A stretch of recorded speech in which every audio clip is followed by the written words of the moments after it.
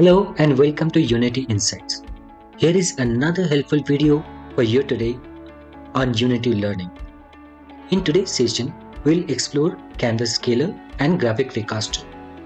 For those who are new to this channel, myself Somnath Chowdhury and I am a professional Unity developer. In Unity, canvas is very important component to render UI elements. If you are interested to understand more about it, then I have made a complete video on it and explain different type of canvas with example. Feel free to check it out. Let's see in the editor how canvasscaler and graphic Raycaster properties can be utilized.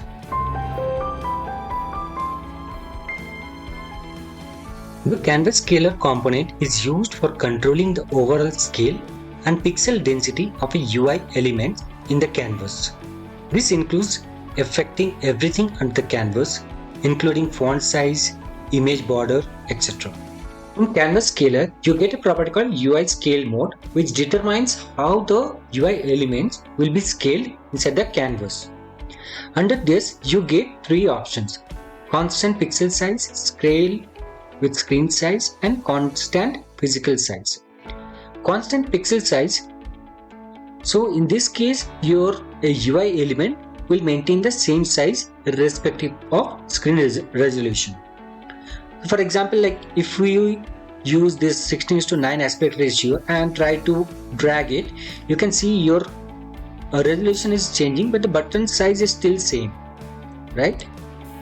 Here you can changing, like you can make the screen bigger and smaller, but the button size is maintaining the same pixel, same size. So that is what the constant pixel size works.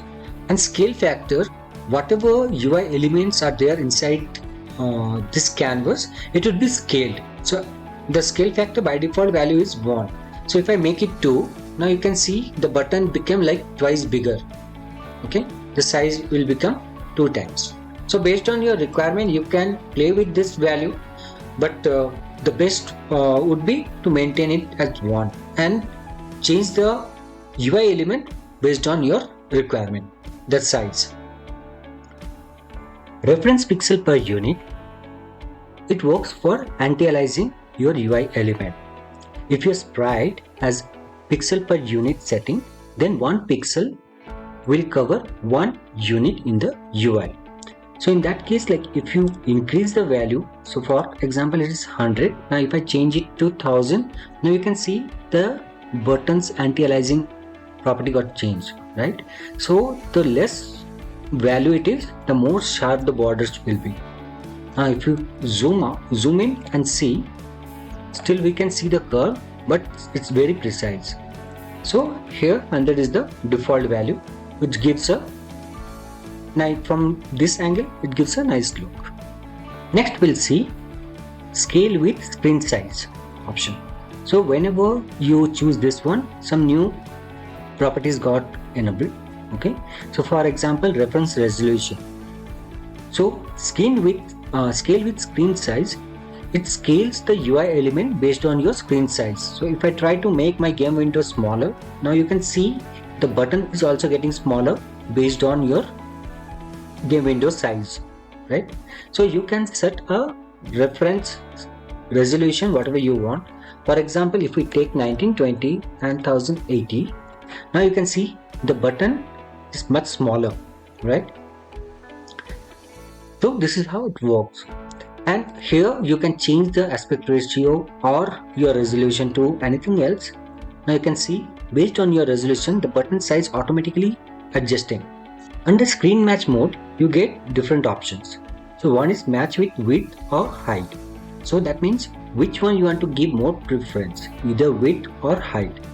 Okay, there is a slider you can say.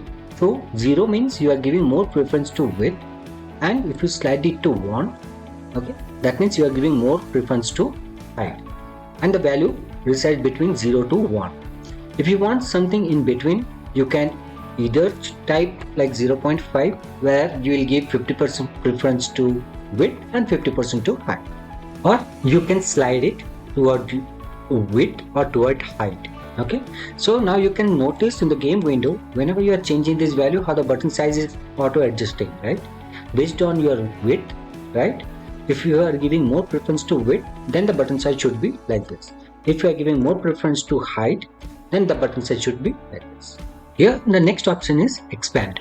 So expand works like expand the canvas based on your reference resolution, either one side, either horizontally or vertically. Now you can see here it matched the width, right? So that means height is some different value, but it checked and it matched the 1920. Okay. Now if we try to do something different, let's say we want something different, right? Now see here it checked the height, it matched the height, and then it left.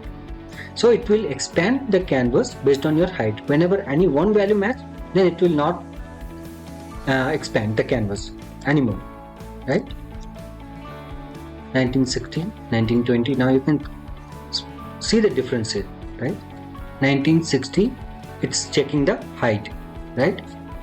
And here 16:10 aspect ratio, it matched with the width. Okay, so this is how it's expanding the canvas based on your resolution. And third option is shrink. It is exactly opposite. It will shrink, it will crop the extra area, okay, and it will try to match any one of the resolution, right, either horizontally or vertically. So now here you can see it checked with the height, okay, and if we try to change it to 19, this one, now you see here it checked with 1920, is satisfied, and then whatever height it is, it doesn't matter. Okay, so that's how this shrink works. Our next option is constant physical size. So it checks the game object in a real physical world size, okay, and change the UI size based on that. So here under physical unit you get multiple options, right? If you go for centimeter, now you can see your UI size is like really big, okay. So there are multiple options. So if you are working with a physical size, or if you are like more confident on physical size itself, then you can go with this, right? Fallback screen DPI is like if your application doesn't know what is your screen DPI, then it will take as a 96 as the default DPI. DPI in the sense dot per inch, right? And default sprite DPI, if your sprite doesn't have a DPI, it's not known, then it will use this 96 as a default DPI, sprite DPI. The graphic Raycaster, it raycast all the elements in the canvas and returns back if any UI element is hit, right? So that means whenever you are clicking any button, it will check for this button if it is clicked or not, and it will send you back the response. So this works only with the canvas. Here the first option is ignore reverse graphic if it is true or false. It's a checkbox. So what does that mean? Let me first push my canvas little back and push the button little down, okay, behind this chair somewhere,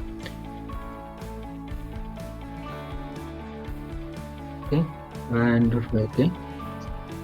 Now ignore reverse graphic means if this button, if it is clickable from backside or not. So let me change its position to somewhere 0. Pivot, make it 0 so that we can rotate it from center, okay, and then again push it down a little bit as usual, no problem. Okay, now if we try to rotate, okay, first let me rotate the object, okay, and go to play mode. Now let's select the canvas. Now ignore back reverse graphic is on, right? So now you will not be able to click the button from backside.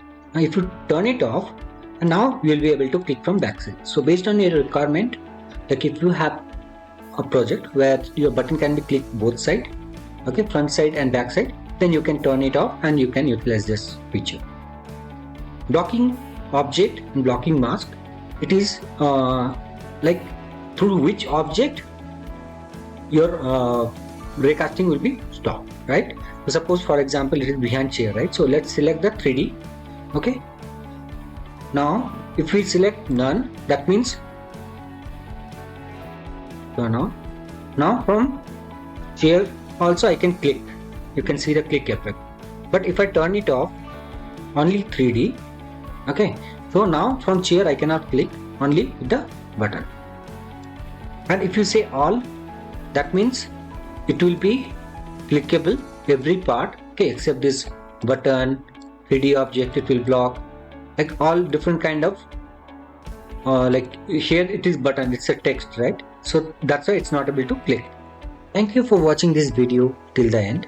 I hope you got some insight about Canvas Scaler and Graphic Raycaster, and I'm able to explain them with examples.